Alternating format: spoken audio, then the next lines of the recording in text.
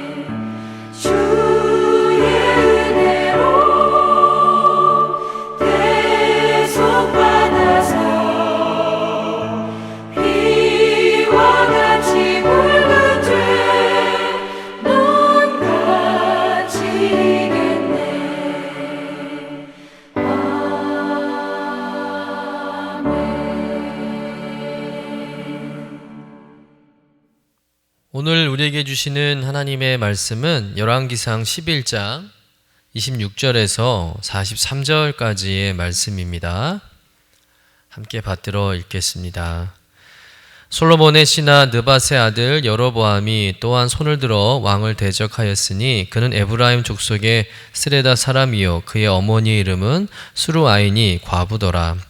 그가 손을 들어 왕을 대적한 까닭은 이러하니라. 솔로몬이 밀로를 건축하고 그의 아버지 다윗의 성읍이 무너진 것을 수축하였는데 이 사람 여로보암은 큰 용사라 솔로몬이 이 청년의 부지런함을 보고 세워 요셉 족속의 일을 감독하게 하였더니 그 즈음에 여로보암이 예루살렘에서 나아갈 때에 실로 사람 선지자 아히야가 길에서 그를 만나니 아히야가 새 의복을 입었고 그 두 사람만 들에 있었더라. 아히야가 자기가 입은 새 옷을 잡아 12조각으로 찢고 여로보암에게 이르되 너는 10조각을 가지라. 이스라엘의 하나님 여호와의 말씀이 내가 이 나라를 솔로몬의 손에서 찢어 빼앗아 10지파를 내게 주고 오직 내 종 다윗을 위하고 이스라엘 모든 지파 중에서 택한 성읍 예루살렘을 위하여 한 지파를 솔로몬에게 주리니 이는 그들이 나를 버리고 시돈 사람의 여신 아스다롯과 모압의 신 금모스와 암몬 자손의 신 밀검을 경배하며 그의 아버지 다윗이 행함같이 아니하여 내 길로 행하지 아니하며 나 보기에 정직한 일과 내 법도와 내 율례를 행하지 아니함이니라. 그러나 내가 택한 종 내 종 다윗이 내 명령과 내 법도를 지켰으므로 내가 그를 위하여 솔로몬의 생전에는 온 나라를 그의 손에서 빼앗지 아니하고 주관하게 하려니와 내가 그의 아들의 손에서 나라를 빼앗아 그 10지파를 내게 줄 것이요 그의 아들에게는 내가 한 지파를 주어서 내가 거기에 내 이름을 두고자 하여 택한 성읍 예루살렘에서 내 종 다윗이 항상 내 앞에 등불을 가지게 있게 하리라. 내가 너를 취하리니 너는 내 마음에 원하는 대로 다스려 이스라엘 위에 왕이 되되 내가 만일 내가 명령한 모든 일에 순종하고 내 길로 행하며 내 눈에 합당한 일을 하며 내 종 다윗 행함같이 내 율례와 명령을 지키면 내가 너와 함께 있어 내가 다윗을 위하여 세운 것 같이 너를 위하여 견고한 집을 세우고 이스라엘을 내게 주리라. 내가 이로 말미암아 다윗의 자손을 괴롭게 할 것이나 영원히 하지는 아니하니라 하셨느니라 한지라.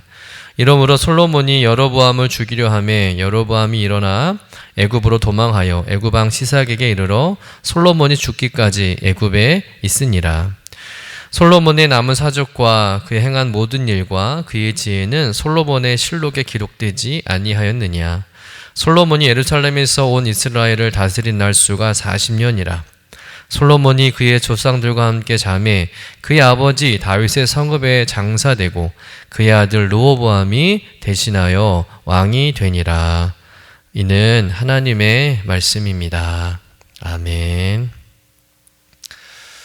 오늘 말씀은 솔로몬의 범죄로 말미암아 이스라엘이 분열되는 과정에 대한 말씀입니다. 세상에서 가장 큰 부와 명예를 누렸던 솔로몬은 지혜의 왕으로서 이 모든 것이 하나님의 은혜라는 것을 누구보다도 잘 알고 있었습니다. 그러나 그런 큰 은혜를 받고도 솔로몬은 하나님보다 세상의 성공과 업적에 집착하고 또 두 번이나 하나님께서 말씀하시고 경고하셨음에도 불구하고 그 말씀을 끝내 어김으로써 결국 하나님의 징계를 받게 됩니다. 그래서 하나님은 에돔 사람 하닷과 수리아의 왕 르손을 일으키십니다. 이들을 통해 솔로몬의 남은 생애가 좀 골치를 썩게 하시죠. 이쯤 되면 솔로몬도 눈치를 채야 합니다. 하닷과 르손을 통해서 하나님께서 자신을 징계하시고 심판하신다는 것을 깨달아야 하는 것이죠. 또한 자신의 죄에게도 불구하고 하나님께서 여전히 자기를 사랑하시고 은혜를 베푸시고 기다리신다는 것을 깨달아야 합니다. 전무후무하다 일컬어지는 지혜 왕식이나 되는 솔로몬이라면 남들보다 빨리 깨닫고 회개하고 돌이켜야 하는 것이 당연한 일이죠. 그러나 이미 솔로몬은 우상 숭배에 빠져서 돌이킬 마음이 전혀 없었습니다. 솔로몬은 끝까지 그 길에서 돌이키지 않았고 끝끝내 하나님 잘못했습니다. 용서해 주세요라는 고백을 하지 않았다는 것이죠. 이러한 솔로몬에게 돌아간 것은 무엇이겠습니까? 열왕기상 11장 11절 말씀에 보면 여호와께서 솔로몬에게 말씀하시되 내게 이러한 일이 있었고 또 내가 내 언약과 내게 명령한 법도를 지키지 아니하였으니 내가 반드시 이 나라를 내게서 빼앗아 내 신하에게 주리라라고 분명히 하나님께서 경고하셨습니다. 그런데 이 경고를 무시한 솔로몬에게 하나님은 그 경고대로 이 나라를 빼앗아서 신하에게 주게 되는 것이죠. 우리 본문 31절 말씀 같이 읽어보겠습니다. 여로보암에게 이르되 너는 10조각을 가지라. 이스라엘 하나님 여호와의 말씀이 내가 이 나라를 솔로몬의 손에서 찢어 빼앗아 10지파를 내게 주고.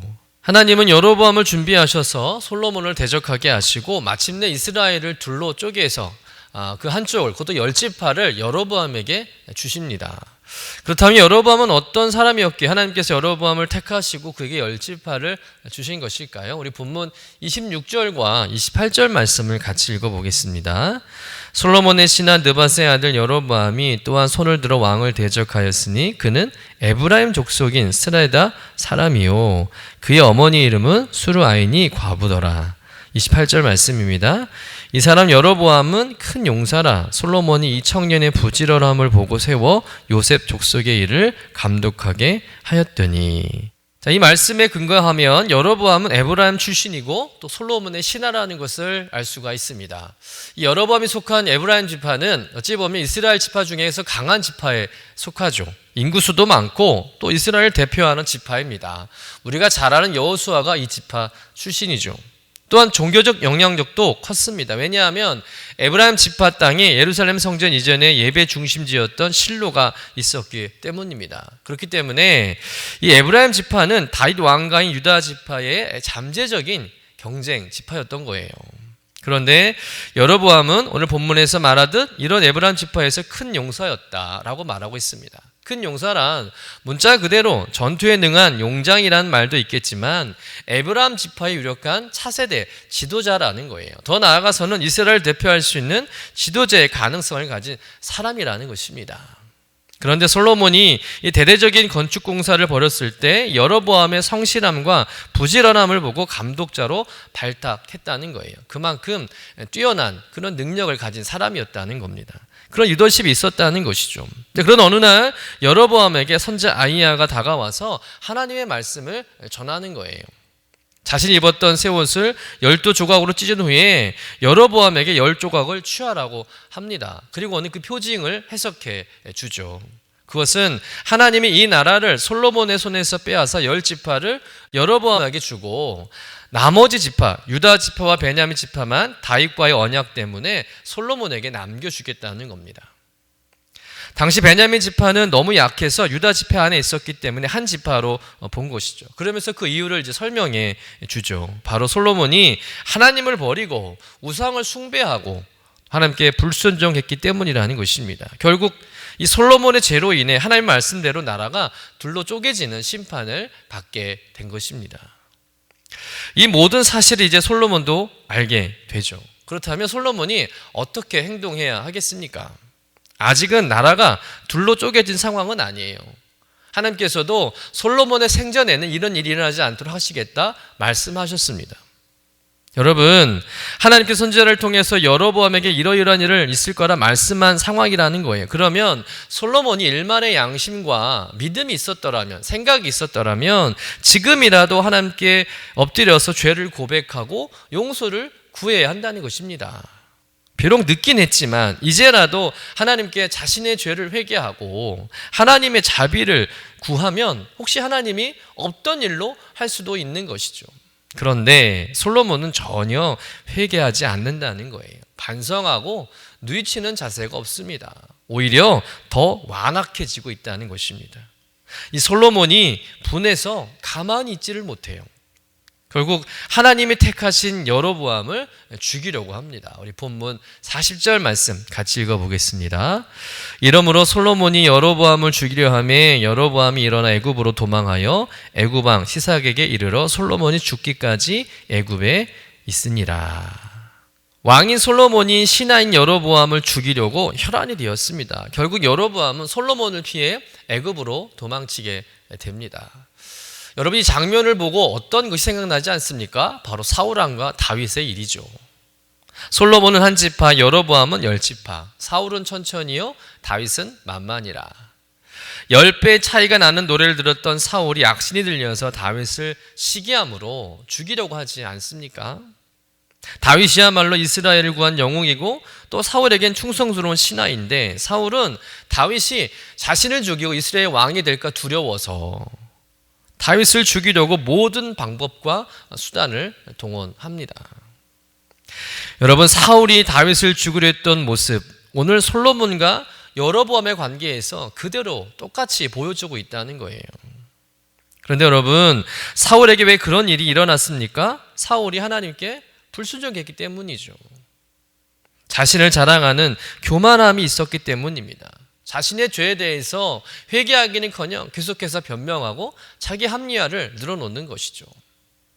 하나님께서는 사울의 제약에 대해서 참으셨다가 결국 심판의 매를 드신 겁니다. 그렇다면 하나님께서 자신을 이스라엘 초대 왕으로 삼으셨다는 것이 하나님의 은혜라고 여겨지고 또 그렇게 믿어왔다면, 또 백성들이 자신보다 다윗을 더 좋아하는 모습을 보면서 자신에게 어떤 부족함이나 문제가 있는 것을 깨닫고 하나님께 회개하고 하나님께 도우심을 구했더라면 좋은 일일 텐데, 사울은 오히려 더 분한 마음에 완악해져서 다윗만 없어지면 모든 문제가 해결될 거라 생각하고 다윗을 죽이려고 했던 것입니다. 오늘 솔로몬이 했던 모습과 똑같은 모습이죠. 분명 솔로몬은 아버지 다윗으로부터 사울 왕과의 관계에서 있었던 일을 귀가 닳도록 듣고 잘 알고 있었을 것입니다. 왜 하나님께서 택하신 사울 왕을 버리고 아버지 다윗이 왕이 되게 되었는지, 또 자신 역시 다윗의 아들 중에, 그 많은 아들 중에 자신이 이스라엘 세 번째 왕이 되었는지, 이 모든 것이 하나님의 은혜라는 것을 솔로몬은 잘 알고 있었다는 거예요.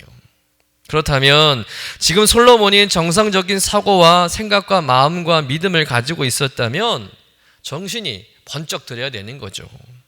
여로보암에게 열칠팔을 떼어준다는 하나님의 말씀을 들었을 때, 아이고 내가 잘못했구나, 그렇게 깨닫고는요, 지난날의 그 죄들을 회개하면서 자신을 돌아보는 것이 마땅하고 옳은 일이라는 것이죠.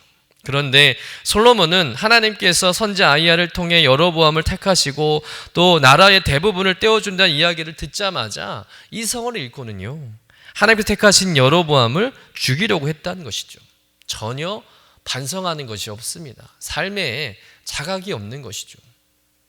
이런 솔로몬의 끝은 어떤 모습일까요? 결국 솔로몬이 죽습니다. 우리 본문 43절 말씀 같이 읽어볼까요? 솔로몬이 그의 조상들과 함께 잠에 그의 아버지 다윗의 성읍에 장사되고 그의 아들 르호보암이 대신하여 왕이 되니라.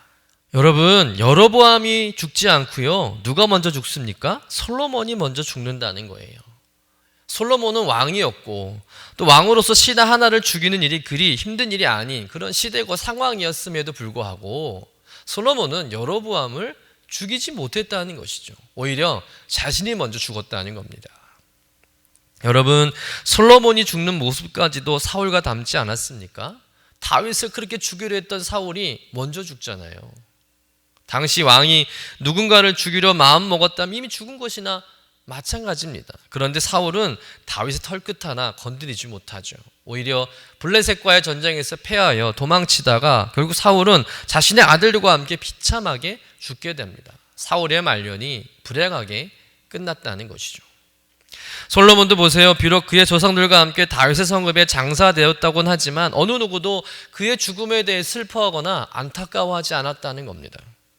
한 나라의 왕이 죽었다면 모두가 안타까워하면서 왕의 장례식을 거하게 치르는 장면들이 기록되어야 할 텐데, 오늘 솔로몬의 마지막 장면에 대한 기록을 보니 솔로몬의 장례식에 대한 내용이 1절 기록되지 않았다는 겁니다. 고작 3절이 전부였어요. 이것은 이스라엘 백성들이 솔로몬의 죽음에 대해서 그렇게 슬퍼하지 않았다는 것이죠. 한마디로 잘 죽었다 생각했다는 것입니다. 이제 솔로몬 왕 때문에 힘들어할 일이 없어졌다고 오히려 더 좋게 생각했다는 증거라는 것이죠. 여러분, 솔로몬의 40년의 통치는 배교와 변절로 인해서 대적과 분열에 대한 심판으로 막을 내리게 되었다는 것이죠. 씁쓸한 결말입니다. 여러분, 오늘 우리가 사울과 닮은 솔로몬 왕의 모습을 보면서 우리의 인생을 돌아보는 시간을 가져야 할 줄로 믿습니다. 솔로몬의 시작은 참 좋았습니다. 그러나 갈수록 좋지 않았고요, 그 끝은 더욱 좋지 않았습니다. 여러분, 우리의 삶과 신앙 역시 시작은 좋았는데 갈수록 나빠지는 것은 아닌지요? 성령으로 시작했다가 육체로 끝나는 것은 아닌지요? 갈라디아서 3장 3절 말씀에 보면 너희가 이같이 어리석으냐, 성령으로 시작하였다가 이제는 육체로 마치겠느냐. 사도 바울의 한탄이거든요. 여러분, 이 말씀을 마음판에 새기고 은혜로 시작한 인생, 죄로 마치는, 육체로 마치는 인생이 아니라 끝까지 성령으로 은혜로 마치는 인생이 되어야 할 줄로 믿습니다. 솔로몬과 사울의 실패를 보면서 여러분, 주님과의 처음 사랑을 기억하고 언제나 초심을 잃지 않고 주님 앞에 가는 그날까지 아름다운 신앙의 모습으로 살아가시기를 간절히 축원합니다. 그리고 그럼에도 불구하고 솔로몬이 회개하기 기다리셨던 하나님의 그 사랑의 마음 또한 우리가 깊이 깨달아야 한다는 것이죠. 하나님 우리가 깨닫지 못하면 채찍을 드시고 심판하십니다. 그러나 그 채찍마저 은혜라는 사실을 꼭 기억하시기를 축원합니다. 깨닫고 회개하고 돌이켜라고 하시는 사랑의 징계라는 거예요. 나를 살리려는 은혜의 도구인 줄로 믿습니다. 그럼에도 돌이키지 않으면 결국 솔로몬처럼 된다는 거죠. 사울처럼 되는 것입니다. 대적보다 먼저 죽게 되는 거예요. 다 빼앗기게 되는 것이죠. 불행으로 그 인생이 끝난다는 것입니다. 여러분, 솔로몬의 죄악에 대해 경고하시고 심판을 말씀하셨음에도 그가 돌이켜 하나님께 돌아오길 기다리셨던 하나님의 그 사랑의 마음을 여러분 꼭 기억하시기를 간절히 축원합니다. 그래서 저와 여러분 모두가 여전히 연약하고 죄 가운데 있을지라도 하나님의 사랑과 긍휼을 의지하고 늘 자기를 돌아보고 회개하고 그래서 말씀으로 치료받고 다시 세움받는 그런 복된 인생 되시기를 주님의 이름으로 간절히 축원합니다. 기도하겠습니다. 시작은 좋았지만 은혜로 시작되었지만 그 끝은 죄와 심판으로 끝난 솔로몬의 말년을 보면서 오늘 우리의 삶과 신앙을 점검하고 돌아보게 하시니 감사합니다. 주님, 하나님의 징계를 깨닫고 회개하고 돌이키는 인생 되게 하여 주옵소서. 시작도 좋고 끝도 좋은 인생 되게 하여 주옵소서. 은혜로 시작된 인생, 은혜로 맞춰지는 인생 되게 하여 주옵소서. 주님, 결단코 솔로몬의 길로 행하지 않게 하시고 언제 어디서나 늘 하나님을 사랑하고 동행했던 다윗의 길로 행하는 우리 모두가 되게 하여 주옵소서. 여전히 연약하고 죄 가운데 있을지라도 언제나 하나님의 사랑과 긍휼을 의지하여 늘 우리 자신을 돌아보게 하시고 또 고쳐내며 말씀으로 치료받고 다시 세움받는 복된 인생 되게 하여 주옵소서. 감사드리며 거룩하신 예수님의 이름으로 기도드립니다. 아멘. 하늘에 계신 우리 아버지여, 이름이 거룩히 여김을 받으시오며 나라가 임하시오며 뜻이 하늘에서 이루어진 것 같이 땅에서도 이루어지이다. 오늘 우리에게 일용할 양식을 주시옵고 우리가 우리에게 죄 지은 자를 사하여 준 것 같이 우리 죄를 사하여 주시옵고 우리를 시험에 들게 하지 마시옵고 다만 악에서 구하시옵소서. 나라와 권세와 영광이 아버지께 영원히 있사옵나이다. 아멘.